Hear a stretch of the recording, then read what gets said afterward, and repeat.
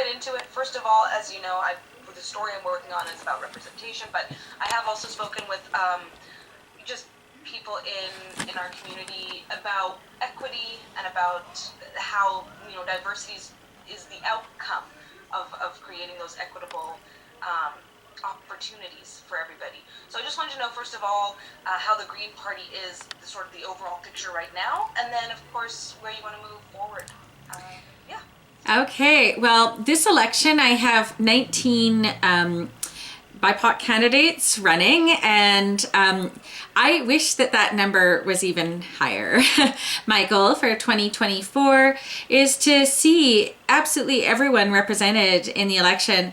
I know as the only woman leader of a political party in Saskatchewan that I've had little girls come up to me and say, you know what, it's just so important for me to see you up there. I've had a lot of young women reach out and say they're just so disappointed that the media did not include me in the leaders debate. I was the only other party leader that had a full slate. And for young women, it's really important to see that representation. And I feel that that is reflected in what we need for our candidate slate. We need to see people who are disabled represented. We need the elderly represented, and youth. And the Saskatchewan Green Party has candidates that fulfill all those criteria. My slate of Saskatchewan Green Party candidates also includes one trans candidate and members of the elderly community and youth. We have numerous youth candidates.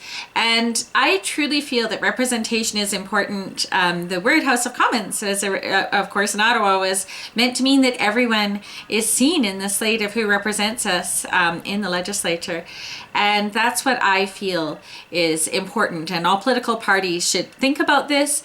I did actually have it as a policy as we were vetting candidates that if a qualified person of color, especially a woman, were to step forward in a riding that a man had already had the spot set aside for, that if possible, white men would step aside. And unanimously, that has happened. And right now, in those ridings where we had that kind of situation, those men are helping my candidates in this election and being volunteers instead of the candidate.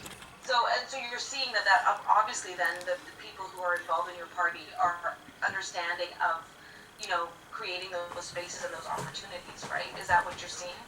Absolutely. In fact, even with me ending up as the only woman as a political party leader in the province right now, it was actually a series of middle-aged white men in my party who literally said, no, you know what, you should be our voice. And I kept going, are you sure? Would I really be the person who would be perfect for that? And unanimously, everyone just kept saying, no, Naomi, it needs to be you. You can do this. We believe in you. You've got us behind you 100%. And that's important, right? Like, we need to know, especially if we're any groups of people that are underrepresented in the legislature, that we have that support behind us of the rest of our party. Well, and now I'm going to throw you an extra question because you've done so awesome after.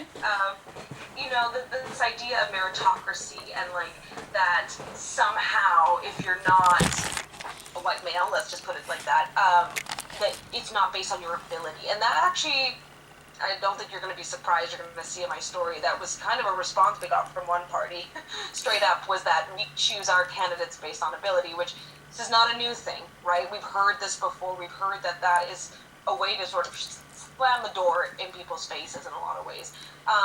I don't know if you wanted to touch on that and just how, if that's something that you see sort of in the political sphere as being a barrier, and then of course kind of how you want to combat that and tackle that. Wow, so misogyny and racism are actually an excuse as to why we don't have representation in political candidates? Come on, 2020, we can do better. You know what? Yes, it is harder to encourage BIPOC candidates to step forward. It's harder to encourage women to step forward. Any groups in society that are underrepresented, yes, it is harder to get those candidates to step forward. They need more support. I can tell you for certain, because I did so much of our candidate search, that women were more likely to drop out. It was harder to get BIPOC candidates to say yes, because people need extra supports and encouragement. But what has been very, very helpful for my party is that I've been able to say to people, yeah, you know what? You're right. People are going to minimize what we do. People already are saying, well, the Saskatchewan Green Party policies are weak, womanly, socialist policies. And the ironic thing about that is that my deputy leader, who is a man of Chinese descent, Victor Lau, who was our leader previously, suffered terrible racism when he was the leader of the Saskatchewan Green Party, and now is my deputy leader. And he has been absolutely outraged by the misogyny that he's seen directed at me. He said, you know what, he and I are putting forward the exact same platform, and no one, when they phone to get upset with him, ever used the word weak womanly. And he hears it, like he's heard me pick my phone up and heard it come through. It's not right. And we can do better as a society. And I think that having more representation in the legislature, Saskatchewan right now has some of the lowest numbers of representation of BIPOC MLAs and women in the legislature of any province in Canada.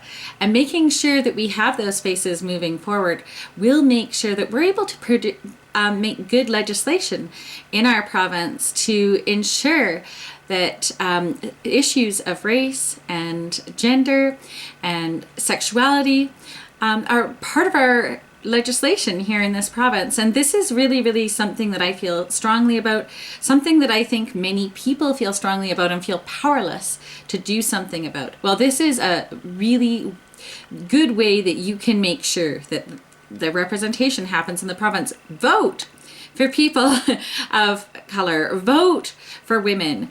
Vote for those candidates that don't look like everyone else. The youth who are going to be most affected by the climate crisis. Well, those candidates are available.